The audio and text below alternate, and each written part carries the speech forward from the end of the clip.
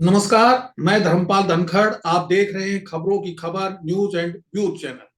आज की इस खास पेशकश में हम चर्चा करेंगे हरियाणा के आदमपुर विधानसभा क्षेत्र में हो रहे उपचुनाव की। चर्चा के लिए हमारे साथ जुड़े हैं हिसार से वरिष्ठ पत्रकार कमलेश भारतीय, युवा पत्रकार राजेश कुंडू और वरिष्ठ पत्रकार कुलदीप शोरा।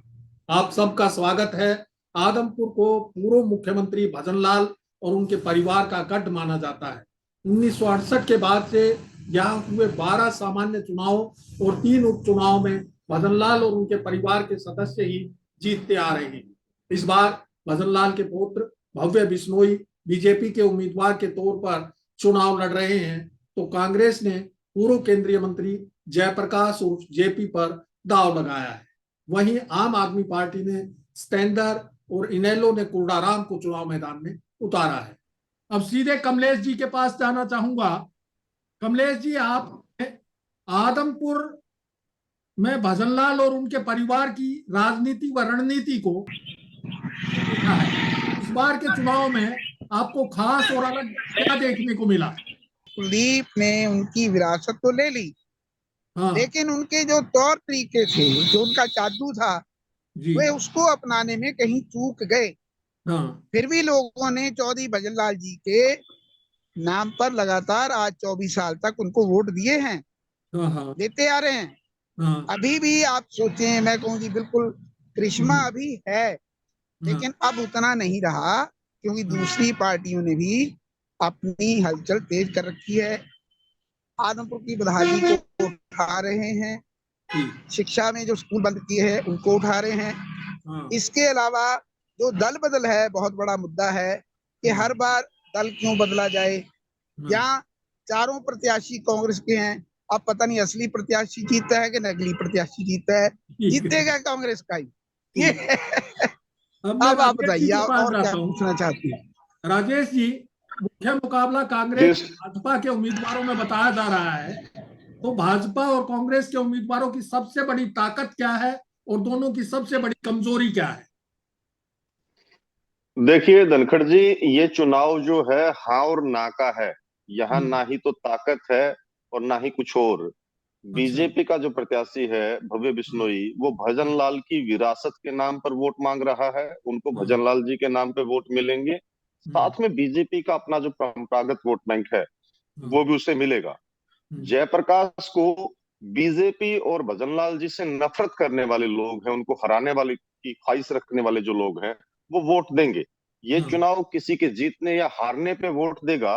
और इसका सबसे बड़ा नुकसान जो है, जो बाकी के प्रत्याशी है, चाहे वो इंडियन नेशनल लोकदल के हैं या फिर हम्म। आम आदमी पार्टी भी अपनी किस्मत को आजमाने की यहाँ कोशिश कर रही है, वो इसमें नुकसान उठाते हुए दिखाई दे रहे हैं।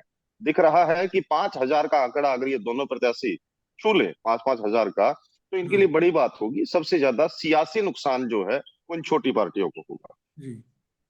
कुलदीप जी, आम आदमी पार्टी भी इस बार जो है चुनाव में पूरा जोर लगा रही है। चुनाव की घोषणा से पहले अरविंद केजरीवाल और पंजाब के मुख्यमंत्री भगवंत मान दौरा भी कर चुके हैं।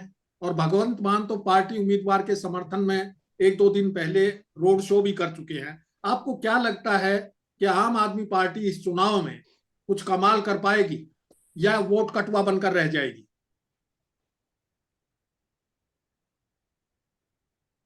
कुलदीप जी। ये आम आदमी पार्टी के लिए आदमपुर के अंदर जो संभावनाएं बताई जा रही थी, जी। वो संभावनाएं पिछले 15 दिन के दौरान काफी पलटी हैं। हाँ। जिस दिन आप के चलिए, जिस दिन नामांकन भरा गया था सतेंद्र सिंह द्वारा, उस दिन हम्म। लग रहा था कि आम आदमी पार्टी 15 से 20 हजार वोटों पे खड़ी है और अच्छा। वो नंबर 2 और 1 नंबर की पोजीशन में दौड़ में आ सकती है। हाँ। लेकिन जैसे जैसे चुनाव प्रचार बढ़ता गया है, तो वैसे वैसे ही आम आदमी पार्टी का ग्राफ ऊपर जाने की बजाय नीचे गया है।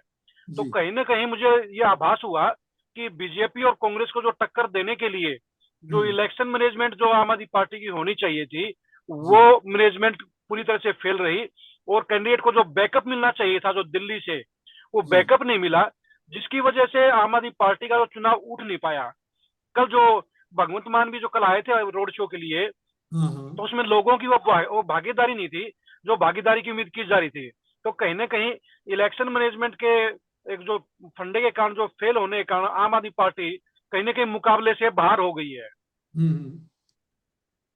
कमलेश जी, जैसा कि आपने बताया कि चारों ही उम्मीदवार जो हैं वो कांग्रेसी हैं, और जो है आपके इनेलो ने भी जो उम्मीदवार उतारा है वो कांग्रेस के बागी को ही उतारा है। तो क्या चौधरी देवीलाल भी भजनलाल से हार चुके हैं यहाँ से, तो ऐसी स्थिति में क्या ओम प्रकाश चौटाला और अभय सिंह चौटाला चूड़ा राम का बेड़ा पार लगा पाएंगे? कि जैसे पहले मेरे साथियों ने कहा है हाँ कि असल में जैसे जैसे चुनाव प्रचार तेज होता जा रहा है, हाँ। वैसे वैसे हम्म, इनेलो प्रत्याशी और आपका प्रत्याशी, हाँ। यह एक प्रकार से जो आरोप लगने शुरू हो गए हैं, इनको भाजपा की बी टीम कहा जा रहा है और वोट कटवा पार्टियां साबित होने वाली अच्छा। आशंका इनके ऊपर और खतरे की तलवार इनके ऊपर लटकने लगी है। हाँ क्योंकि जैसे हम आमतौर पे कहते हैं कि वोट जो है पोलराइज होना, ध्रुवीकरण होना उसका शुरू हो गया है कि किस तरफ जाना चाहिए, वोट खराब करना चाहिए, नहीं करना चाहिए, वोट खराब ना हो तो किसकी तरफ जाएं। आपको हाँ। पता है तीनों जो है प्रत्याशी वो एक ही समाज से हैं। अब एक समाज, तीन में से एक उस समाज ने चुनना है, उनको धीरे धीरे लग रहा है कि हम उसकी तरफ चले जाएं जहां अपनी वोट खराब ना करें। ये मेरी अपनी एक, जो आदमपुर में घूमने फिरने के बाद पता चला है, ये राय बनी है यानी कि ये वोट कटवा पार्टी और दूसरा एक दूसरे को बी यानी पार्टी यानी कहना, जातिवाद ये चुनाव हमको में आराम पूरी लग तरह रहा है। हावी रहेगा। राजेश जी, हाँ, बीजेपी और जेजेपी सरकार के कार्यकाल में अब तक 2 उपचुनाव हुए, बीजेपी के तमाम वादे करके हार चुकी है इन उपचुनाव में। इस बार आदमपुर की जनता के लिए क्या करने के वादे कर रही है, और जेजेपी बीजेपी का साथ कितना निभा रही है? देखिए, वायदे बहुत होते हैं, दावे भी हैं। आदमपुर का उपचुनाव जो है उसमें विकास दिखाई नहीं देता है आदमपुर का। पहले ना हुआ वो अलग बात है, बड़ौदा में भी उपचुनाव था, इलाहाबाद में भी था, करोड़ों रुपए की सौगातें उपचुनाव से पहले सरकार ने दी, काम भी हुए क्योंकि वोट लेना था।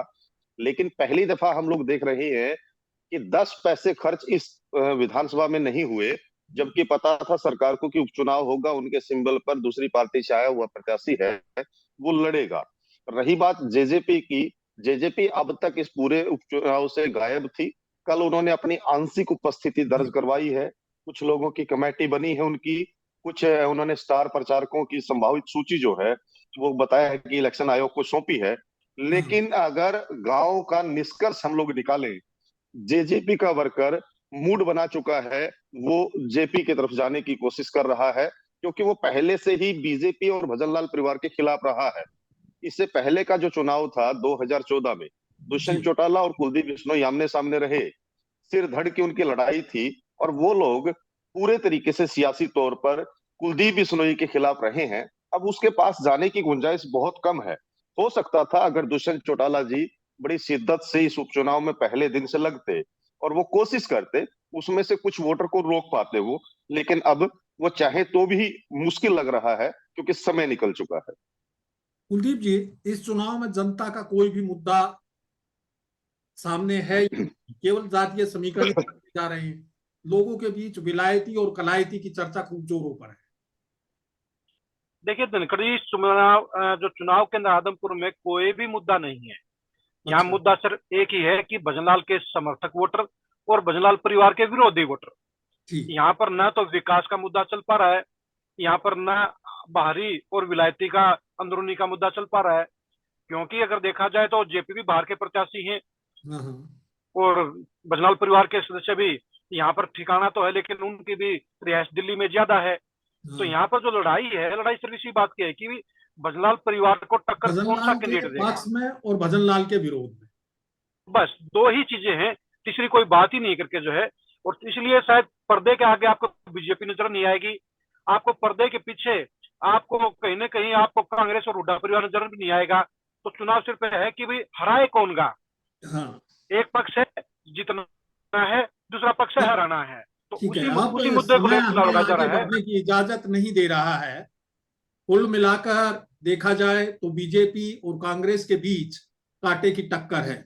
फैसला आदमपुर की जनता को करना है। भजनलाल परिवार अपने गढ़ को बचाकर पहली बार कमल खिलाने में सफल रहता है या फिर कांग्रेस का हाथ अपना करिश्मा दिखाता है। इनेलो और आपकी स्थिति क्या रहेगी, इसका पता तो वोटों की गिनती के बाद ही चल पाएगा। आप सभी मेहमानों का हमारे साथ जुड़ने के लिए बहुत बहुत शुक्रिया, धन्यवाद। जल्द फिर हाजिर होंगे एक नए मुद्दे के साथ। धन्यवाद, नमस्कार।